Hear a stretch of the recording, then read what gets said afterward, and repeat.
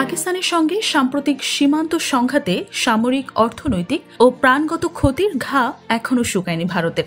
একই কথা পাকিস্তানের ক্ষেত্রেও প্রযোজ্য, তবে ভারতেরটা যেন একটু বেশি। এমনিতেই বৈশ্বিক নানান চাপে রয়েছে দেশটি, এর মধ্যে রয়েছে পাকিস্তানের অনবরত খোঁচা।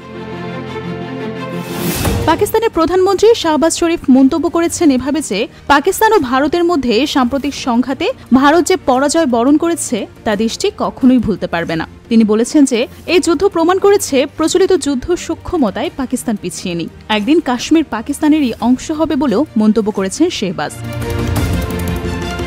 অ্যাসোসিয়েটেড প্রেস অফ পাকিস্তান শুক্রবার জানিয়েছে, বৃহস্পতিবার আজাদ কাশ্মীরের রাজধানী মুজাফফরবাদে সাম্প্রতিক পাকিস্তান ভারত সীমান্ত সংঘাতে শহীদদের পরিবারকে ক্ষতিপূরণের চেক হস্তান্তর করেন প্রধানমন্ত্রী শাহবাজ শরীফ। সেখানে দেওয়া বক্তব্যে বলেন, এই যুদ্ধ ভারতের জন্য এমন এক পরাজয় যা তারা কখনোই ভুলবে না। কেউ কেউ মনে করতেন পাকিস্তান প্রচলিত যুদ্ধ ক্ষমতায় পিছিয়ে, কিন্তু এই যুদ্ধ তা ভুল প্রমাণ করেছে। শাহবাজ আরও বলেন, আমাদের ঐক্য, সাহস ও ইমানই আমাদের অর্থনৈতিক উন্নয়ন ও চূড়ান্ত বিজয়ের দিকে এগিয়ে নিয়ে যাবে, এবং এমন একদিন আসবে যেদিন কাশ্মীর হবে পাকিস্তানেরই অংশ। পাকিস্তানের আরেক সংবাদ মাধ্যম দ্য নিউজ ইন্টারন্যাশনাল জানায়, একই দিনে ইসলামাবাদের প্রেসিডেন্ট ভবনে এক বিশেষ অনুষ্ঠানে যোগ দেন শাহবাজ শরীফ ও দেশটির প্রেসিডেন্ট আসিফ আলী জারদারি। অনুষ্ঠানে সেনাপ্রধান আসিম মুনিরকে ফিল্ড মার্শাল পদে পদোন্নতি দেন। এই পদ দেশটির সেনাবাহিনীর সর্বোচ্চ সামরিক মর্যাদা। প্রধানমন্ত্রী শাহবাজ শরীফ এই পদোন্নতি উপলক্ষে বলেন, আজ পাকিস্তানের জন্য এক গর্বময় ও ঐতিহাসিক মুহূর্ত।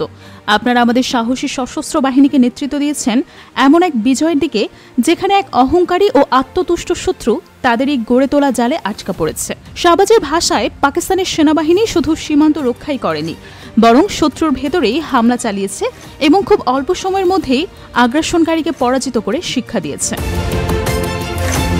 পাকিস্তানের প্রেসিডেন্ট আসিফ আলী জারদারি জেনারেল আসিম মুনিরকে ফিল্ড মার্শাল পদে উন্নীত করেন এবং সেনাবাহিনীর সর্বোচ্চ কমান্ডার হিসেবে তার হাতে ব্যাটন তুলে দেন। অনুষ্ঠানে প্রেসিডেন্ট বলেন যে, দেশটির সশস্ত্র বাহিনী ও সেই সব বীর সেনাদের তারা আজ সম্মান জানাতে একত্র হয়েছেন, যারা ভারতের উস্কানিমূলক আগ্রাসনের বিরুদ্ধে দেশের সার্বভৌমত্ব ও সীমান্ত রক্ষা করেছেন। তিনি জানান, পুরো জাতি তাদের নিয়ে গর্বিত।